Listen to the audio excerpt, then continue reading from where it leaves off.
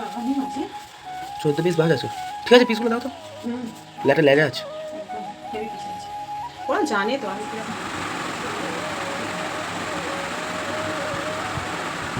বৃষ্টি করেছি। বৃষ্টি পড়েছে, বৃষ্টি পড়ে টাপুর টুপুর। আমার নাকি অনেক অহংকার হয়ে গিয়েছে, তাই নাকি আমি কারোর মেসেজে রিপ্লাই করি না আর কারোর সাথে নাকি কথা বলি না। সো হ্যালো এভরিওয়ান, আমি টুম্পা, আমার নতুন আরও একটা ব্লগে তোমাদের সবাইকে ওয়েলকাম। আশা করছি তোমরা সবাই বেশ ভালো আছো, আর এদিকে আমরাও কিন্তু তোমাদের ভালোবাসার আশীর্বাদে অনেকটাই ভালো আছি এখন।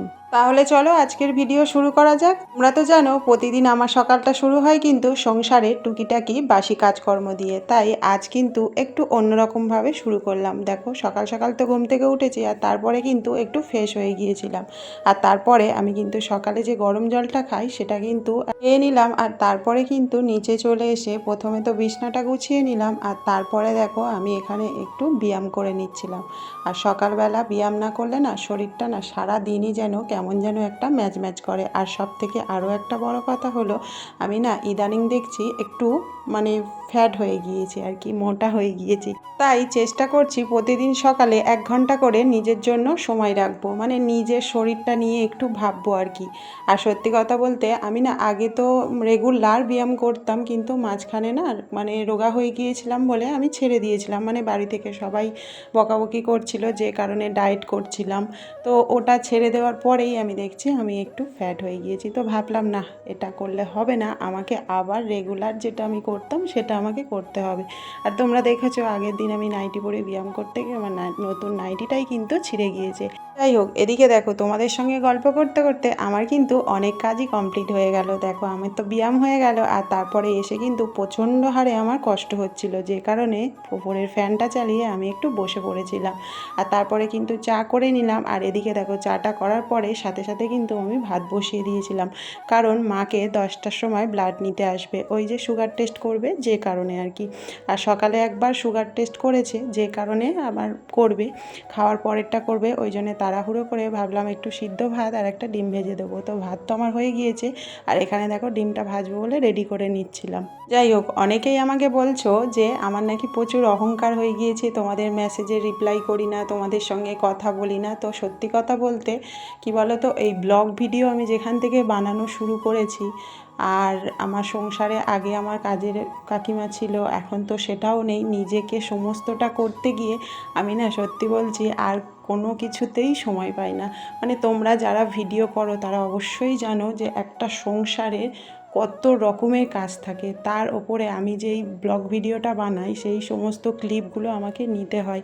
আর জানোই তো আমি একা একা নিই, সত্যি কথা বলতে একটা দুটো ক্লিপ হয়তো আমার ছেলে করে দেয়, কিন্তু বাকি সমস্ত ক্লিপ আমি একা একাই নিই। আর সত্যি কথা বলতে একটা ভিডিও পুরোটা হওয়ার পরে দেখতে কিন্তু সত্যি বলছি অনেকটাই সুন্দর লাগে, কিন্তু সেই ভিডিওটাকে সুন্দর করে ফুটিয়ে তোলাটা কিন্তু অনেকটাই কিন্তু পরিশ্রম করতে হয়। আর যে কারণে না আমি কোথাও মানে এমনকি আমার রিলেটিভদের সঙ্গেও আমি কথা বলতে সময় পাই না, যেটা হচ্ছে মেন কথা। তো যাই হোক, এদিকে দেখো তোমাদের সঙ্গে কথা বলতে বলতে আমার কিন্তু প্রচুর কাজকর্ম কমপ্লিট হয়ে গেল।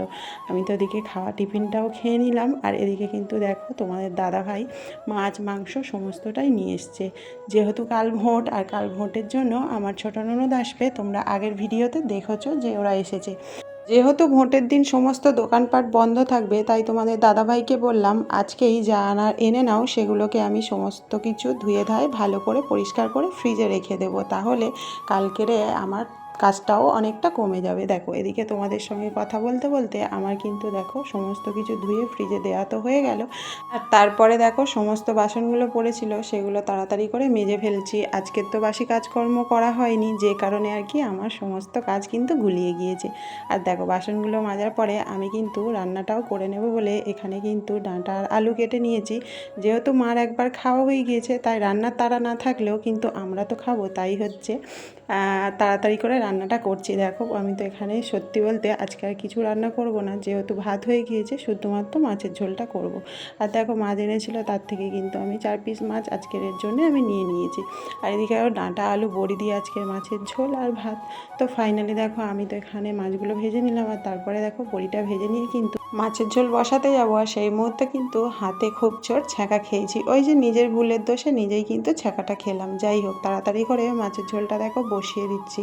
আর আজ যেহেতু সকালের শুরুটাই অন্যভাবে হয়েছে, তাই না সমস্ত কাজই যেন কেমন যেন গুলিয়ে গিয়েছে। মানে কোনটা আগে করব কোনটা পরে করব সেটা যেন কিছুতেই বুঝতে পারছি না।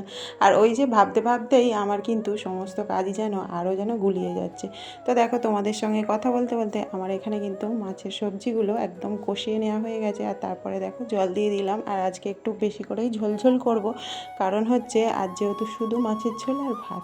তো ফাইনালি দেখো মাছের ঝোলটা বসিয়ে দিয়ে, ওই যে বললাম আজকে সমস্ত কাজই গুলিয়ে গিয়েছে, তাই দেখো ভাবলাম একেবারে রান্নাটা সেরে নিয়ে আর ঘর বারান্দাটা মুছবো। তো ফাইনালি দেখো আমি মুছতে শুরু করে দিয়েছি।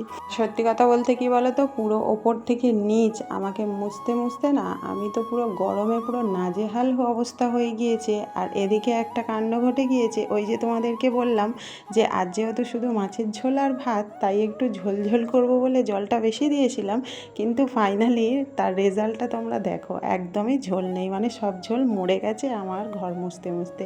তো কিছু করার নেই, আর ওতে জল দিলে তো আর ভালো টেস্ট হবে না। তো ভাবলাম ওটাই থাক আর কি, একটু শুকনো করে খাওয়া যাবে।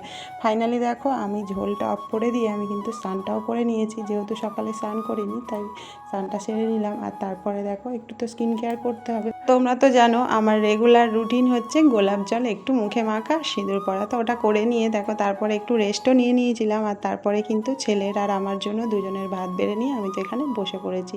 আর তারপরে ঝটপট করে খাওয়া দাওয়াটা সেরে চলে এসেছি ছাদে। ওই যে স্নানের সময় কয়েকটা জামা কাপড় কেচেছিলাম সেগুলো মেলতে। আর এদিকে দেখো তোমাদের দাদা ভাই না কয়েকটা গাছ পুঁতেছে, মানে জবা গাছ আর হচ্ছে তুলসী গাছ। যাই হোক, আমার এই ভিডিওটা তোমাদের কেমন লাগলো অবশ্যই করে কমেন্ট করে। দেখা হচ্ছে পরের ভিডিওতে।